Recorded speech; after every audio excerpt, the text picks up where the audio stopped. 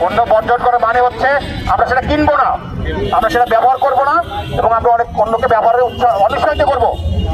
তো আপনি যদি কিনে ওটা ধ্বংস করেন, যে অর্থ তো ডিজেল পাচ্ছে, তাহলে আমরা এটা কিনা থেকে বঞ্চিত, কিনা থেকে সবাইকে নিরুৎসাহিত করবো, আমরা নিজেরাও সেটা কিনবো না। আরেকটি কথা, এই স্বৈরাচার শেখ হাসিনা আমাদের জাতীয় যে পাসপোর্টে সুন্দরভাবে লেখা ছিল, এই পাসপোর্ট বিশ্বের সব দেশে ব্যবহার করা যাবে, শুধুমাত্র ইসরায়েল ব্যতীত। স্বৈরাচারের দোষর ফ্যাসিস্ট হাসিনা এই লেখাটা উঠিয়ে দিয়েছে।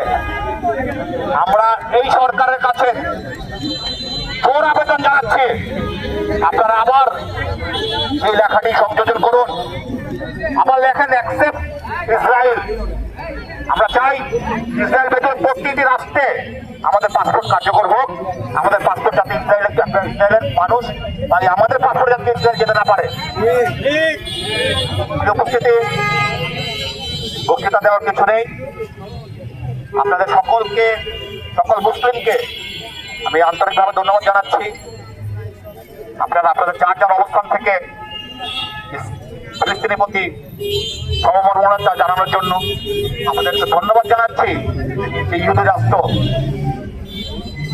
ইসরায়েলকে তার বর্বরচিত হামলার জন্য ন্যাক্কারজনক জবাব দেওয়ার জন্য আমি আমার বক্তব্য দীর্ঘায়িত করবো না।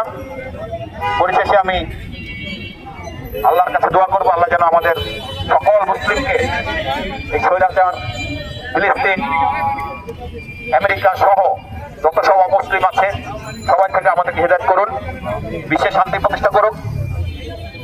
আর আরেকটি কথা, ফিলিস্তিন যতই চেষ্টা করুক, ইসরায়েল যতই চেষ্টা করুক ফিলিস্তিনি ধ্বংস করতে, ফিলিস্তিনি কখনো ধ্বংস হবে না।